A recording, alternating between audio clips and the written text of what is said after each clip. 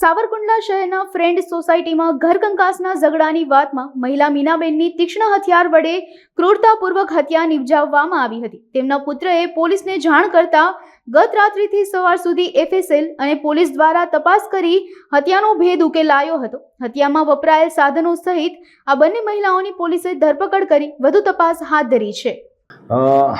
Savarkundla police સ્ટેશનમાં friend સોસાયટીમાં એક પ્રસાદ નામનું મકાન આવેલું છે।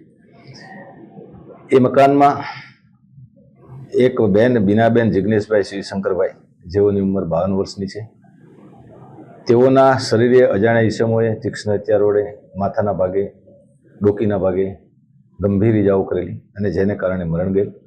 આ બાબતે મરણ જનારના દીકરા વૈભવભાઈ જિગ્નેશભાઈ પાઠક નાઓએ ફરિયાદ સાવરકુંડલા પોલીસ સ્ટેશનમાં આપેલી અને એની તપાસ Savarkundla police inspector AM Parmar નાઓ કરી રહેલ। આ તપાસ દરમિયાન એફએસએલની ટીમને સાથે રાખીને પણ એના બનાવવાળી જગ્યાએ તપાસ કરવામાં આવેલી છે। સરકારી પંચો રાખવામાં આવેલા અને એફએસએલ અને સરકારી પંચોની હાજરીમાં ત્યાંથી ઇલેક્ટ્રિક બ્લેન્ડર કટર મળેલું છે, તેમજ લોહીથી ખરડાયેલું કવર પણ છે, એક લોહીના ડાઘાવાળો રૂમાલ પણ મળેલો છે, માથાના વાળ પણ ઘરની બહાર દરવાજા પાસેથી મળેલા છે। આ બધી વસ્તુઓ તપાસના કામે લેવામાં આવેલી છે। ગુનાની તપાસના કામે ફિંગરપ્રિન્ટ એક્સપર્ટ ડોગ સ્ક્વોડની પણ મદદ લેવામાં આવેલી છે। આ તપાસ દરમિયાન આ ગુનામાં મરણ જનારની દીકરાની વહુ એટલે શ્વેતાબેન વૈભવભાઈ જિગ્નેશભાઈ પાઠક અને દીકરાની વહુની માતા સોનલબેન કિરીટભાઈ શાસ્ત્રી, જે અમદાવાદના રહેવાસી છે, આ બંનેનું ઇન્વોલ્વમેન્ટ આ ગુનામાં, આ મર્ડરમાં હોવાનું તપાસમાં જણાવેલું છે। અને આ શ્વેતાબેન આરોપી જે છે એની માતા સોનલબેન અમદાવાદથી કટર લઈને આવેલા અને એ કટરનો ઉપયોગ આ ખૂન કરવામાં આવેલો છે। ફોરેન્સિક ઇન્વેસ્ટિગેશન પણ આમાં કરવામાં આવેલો છે અને આગળની વધુ તપાસ હાલ AM પરમાર કરી રહ્યા છે।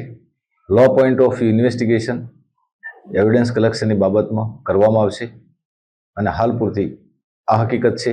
આ મારવાના કારણમાં એક હકીકત એવી પણ નીકળેલી છે કે આ શ્વેતાબેન જે છે મરણ જનારની દીકરાની વહુ, એને અને એના સાસુને ઝઘડા ચાલતા હતા અને આરોપી શ્વેતાબેનને એની પિયરમાં જવું હોય તો જવા મળતું નહોતું અને અંદર ઝઘડાના કારણે કંટાળી જતા એની માતાને આ વાત કરતા પછી આ આયોજન કરીને એક યોજનાબદ્ધ કાવતરાના એક ભાગરૂપે પણ કહી શકાય કે જ્યારે કોઈ પણ આરોપી ગુનામાં વાપરવાનું હથિયાર કે જે ઇલેક્ટ્રિક બ્લેન્ડર કટર આવે છે, જે પથ્થર કાપવામાં વપરાય છે, એ કટરનો ઉપયોગ મનુષ્યને ગળા પર ફેરવવામાં આવેલું છે બોચીમાં, એટલે આ એક સ્પેશિયલ કોન્સ્પિરેશનનો ભાગ પણ કહી શકાય।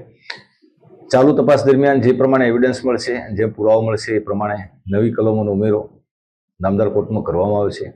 સિસ્ટમેટિક ઇન્વેસ્ટિગેશન ચાલી રહ્યું છે।